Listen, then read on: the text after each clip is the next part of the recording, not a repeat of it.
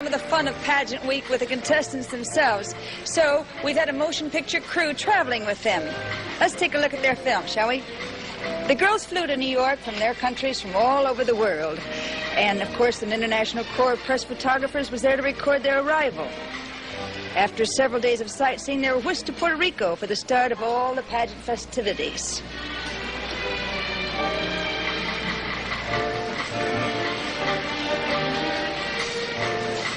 There's Miss Marisol Malaret, Miss Universe of 1970, greeting the girls at the airport.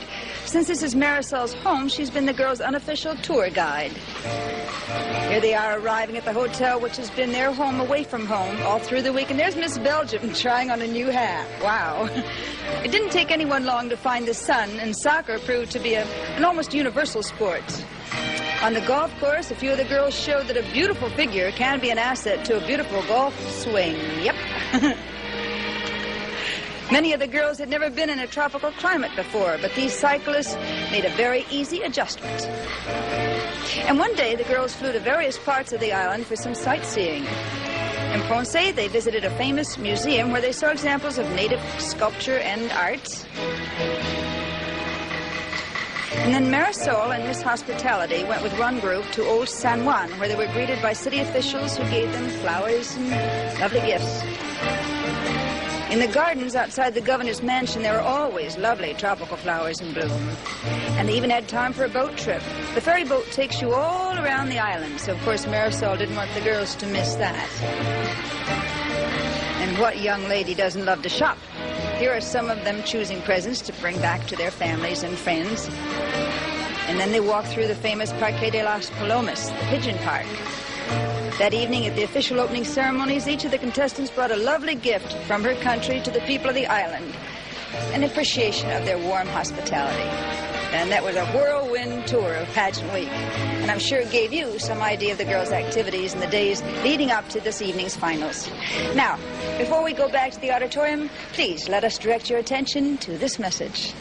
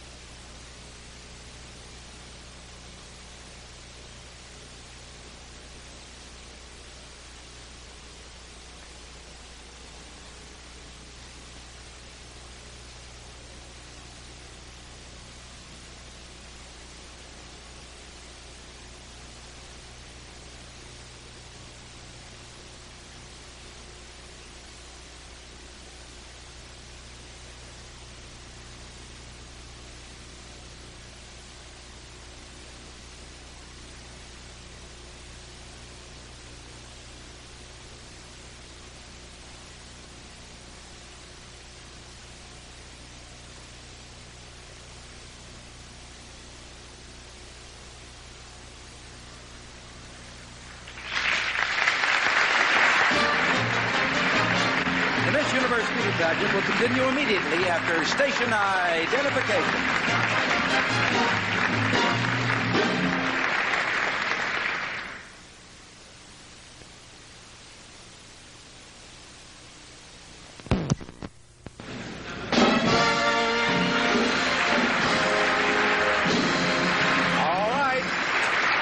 You've met 8 of our semifinalists. I have one last group of 4 names to read. Again, they are not in alphabetical order. These are the last 4 girls who have a chance to become Miss Universe. The first one on this list, Miss Israel.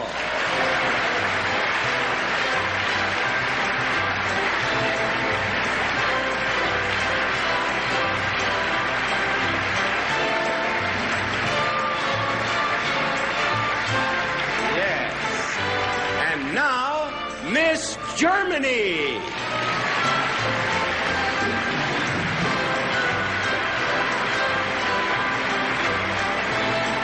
Yes, look at her come down those steps. 2 more names to go. One of those names is Miss Philippines.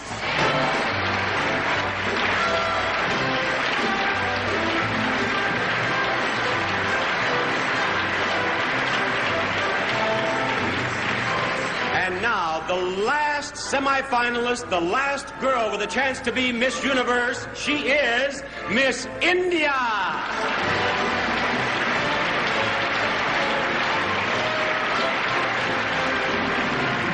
Congratulations, girls.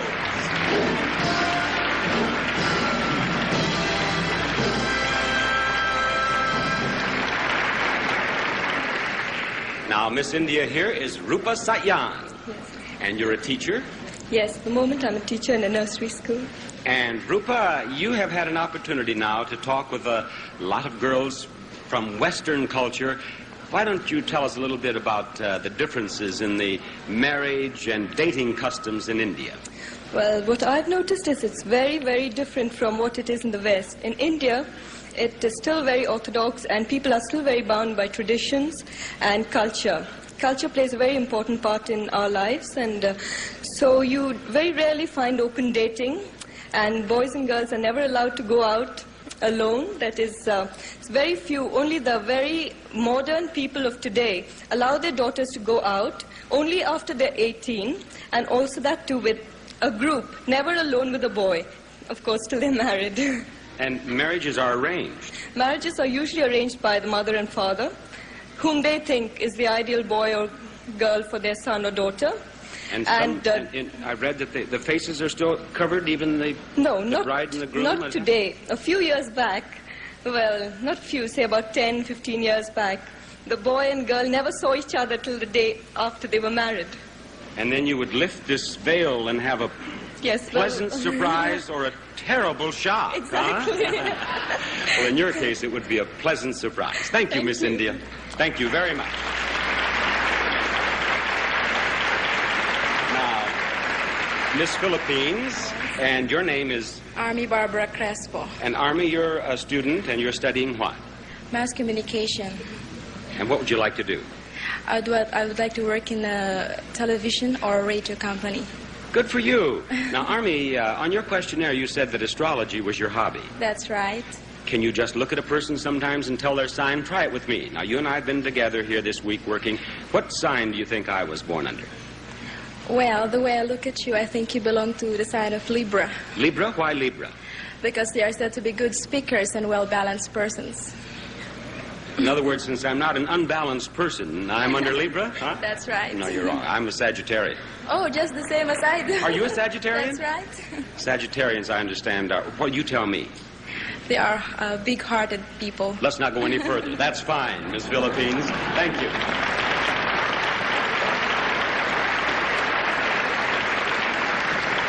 Miss Germany is Heidi Weber. She's 24. She's from Augsburg. She's a secretary, and you're a graduate of a housewifery school? Yes, a school for home economics. And what did you learn there, Heidi?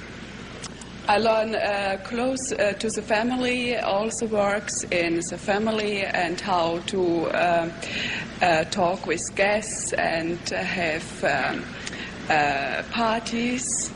And later I learn to lead a hotel or a sanitary with all things bookkeeping and leading of personnel, and also cooking for 300 persons. What do you cook for 300 people? Oh, Würstchen mit Blätterteig. Why not? I think so. Thank you very much, Miss Germany. And Miss Israel is Ilana Goran. And what did you say? My name is Ilana Gorin, and I come from Haifa. Now I'm a soldier in the army. You are a soldier? Yes, I'm 90 years old, and that's all. How would you like to have a sergeant like this? A soldier, not a sergeant. You're not a sergeant? What are you? No, I'm corporal. You're a corporal? Only. Perhaps you can drill our 11 semifinalists before we're through the show. All right? Forward, march. No. Left, right, Ilana. No. She doesn't take orders. No. All right, you join them. Thank you very much. There you have our 12 semifinalists. One of these girls will become Miss Universe of 1972. Which one of them do you believe it will be?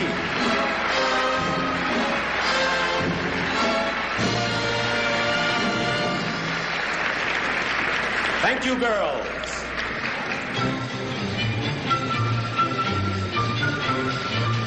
You know, very few people have any idea how complicated it is to organize a beauty pageant.